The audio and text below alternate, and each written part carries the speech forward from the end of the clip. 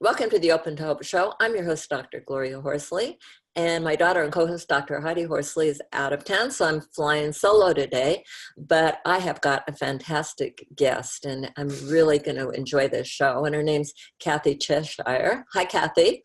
Hi, Dr. Gloria Horsley. Thank you so much. I feel honored to be here. Fantastic having you on. Well, Cathy Cheshire is authored the book, Thriving After the Death of a Child, and in which I guess she summarized top grief experts' findings in the Understanding Grief and Loss.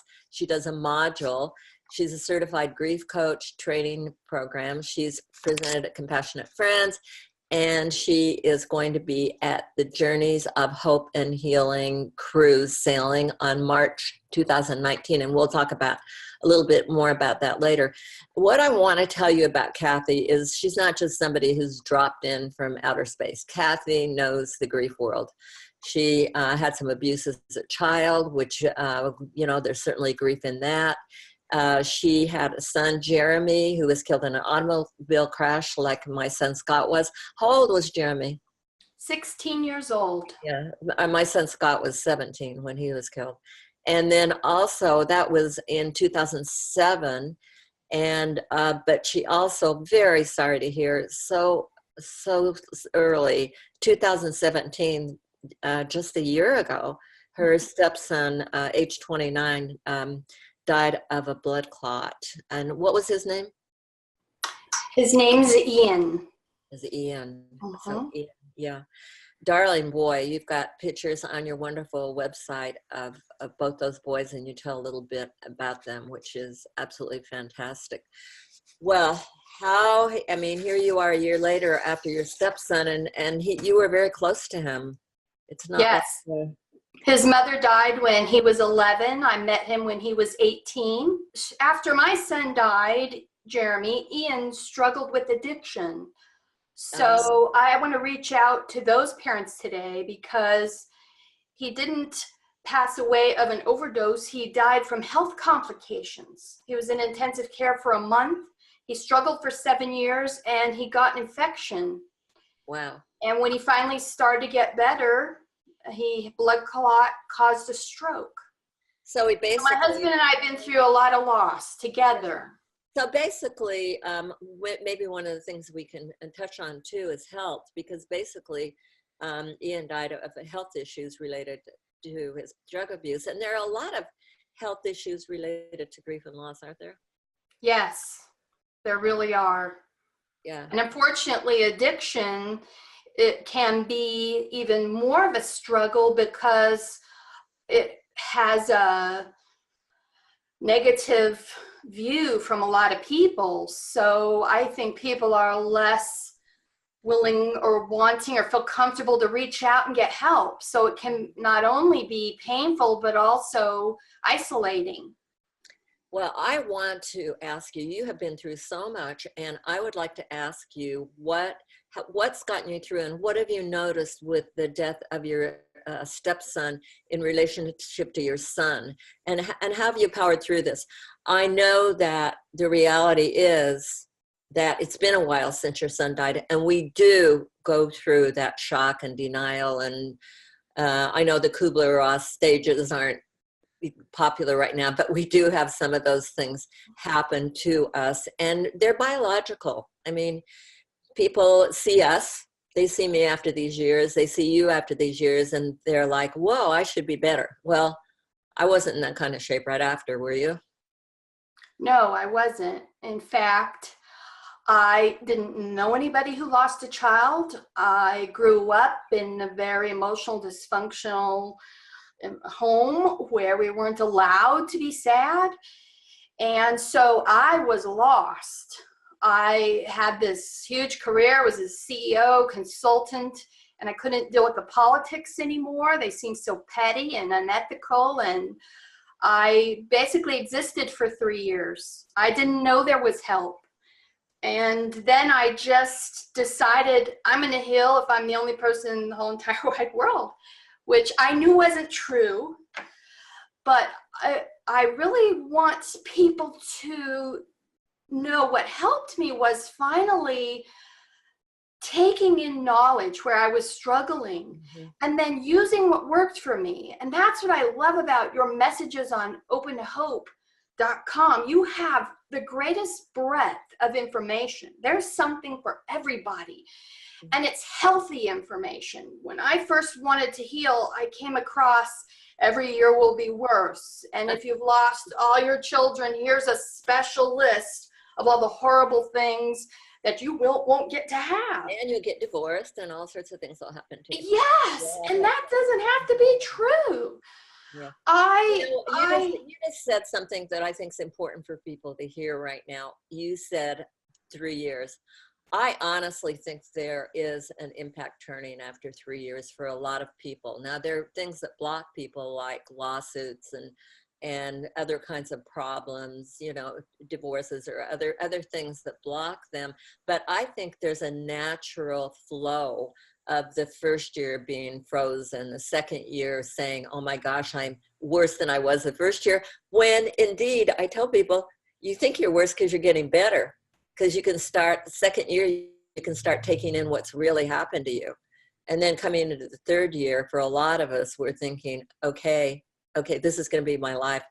How am I going to kick in? And you're saying you kicked in by starting to collect information and starting to understand what was going on. Yes, and all that information made a huge difference when my stepson died. Huge.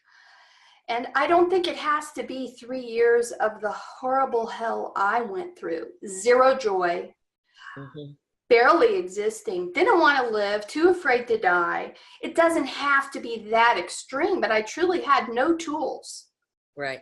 And well, you had no format either. I kind of think with life comes on, if you've really been through some tragedy, it's like climbing Mount Everest. You know the trip. And you know you're going to have to take it, but you know you're not going to die. I thought I was going to die, didn't you? I wanted to die, but I was too afraid. Yeah, I was too afraid to die, and I'm glad I didn't, because I love life now. Right. I love it. My husband not only lost his biological child, but he lost his wife 18 years prior, went to the hospital at 36 years old, and she died of blood infection from gastro issues. Wow. So he naturally knew how to release his emotions, and I've learned a lot about how your mind works. I think that's important, and that hugely helps us both.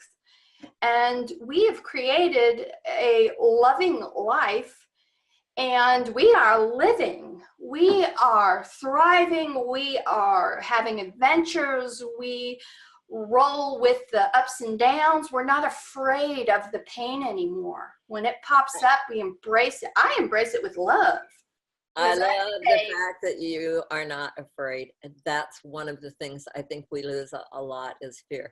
I mean, some of the things that I've gone on to do, you're doing your cruise, you're doing coaching.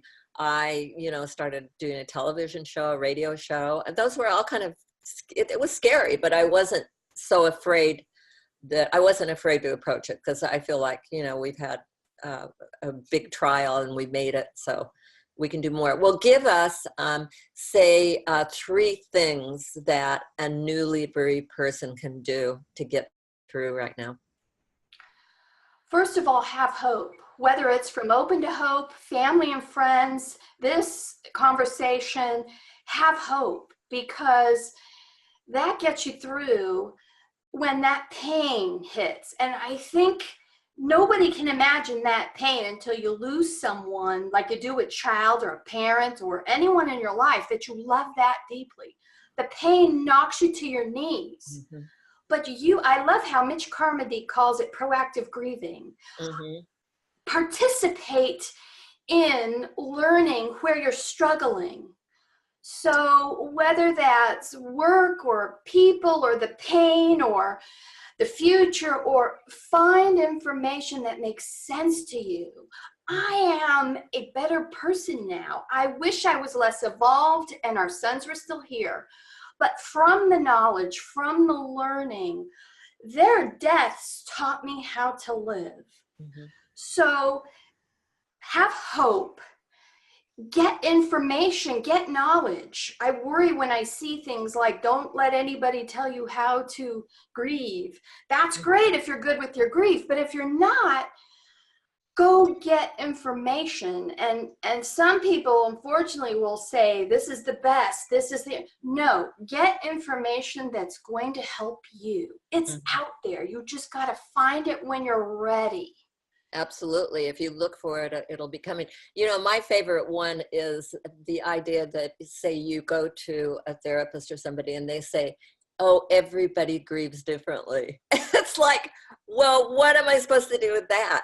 I think it's important to go to people and to be with people who have some information and ideas for you, because with grief and loss, you can't sit there quietly with somebody who says, and how are you doing? And everybody grieves differently. Like, there's no information. There is information. I am so thankful that you brought this up. And I'm so thankful for the work you guys are doing, because I went to a therapist a week after my son died. She looked at me in horror, and the only thing she said after the hour was, you've not said anything to worry me, and you might feel better in a year.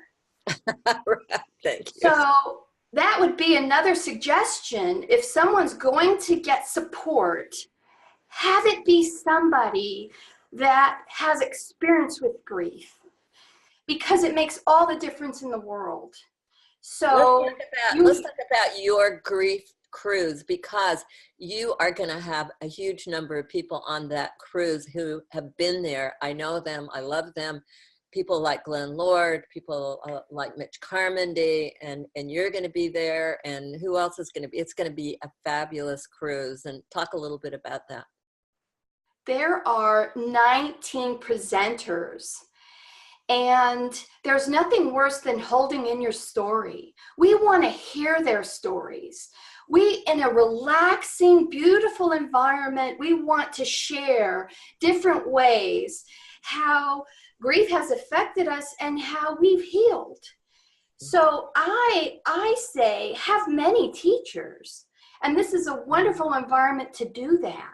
There's going to be a ceremony where we all put our loved one's name in a biodegradable container and have electric candle celebration honoring their lives. Imagine how comfortable people may feel being in this place where we can have fun together and we can talk, and they'll be amongst people who understand and have been there, who get it. Tell us when it's going and where it's going from. It's March 3rd, 2019, so there's plenty of time to register. It's a 7-night cruise, and it's going to Jamaica, Cozumel, and an island in Haiti. On the days we are at sea is when the workshops will be presented, and people can pick and choose. They'll be presented probably more than once.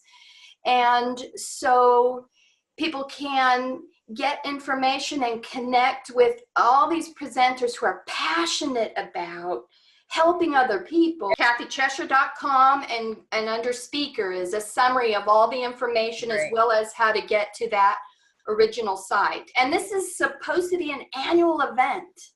Awesome. So if you can't make this year, there'll be another year. This is their 3rd time doing it. Okay, and tell us about your training program quickly. I was inspired. I did coaching, which is helping people with basic grief issues. Counselors study mental health. Not everyone's going to do that college 6-year plus.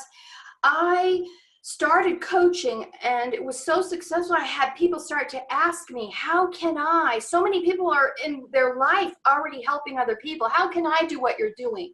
And I was inspired to create a training program that's comprehensive, concise, and it's had a great response, and I love doing it. I don't think about, I'm training this one person.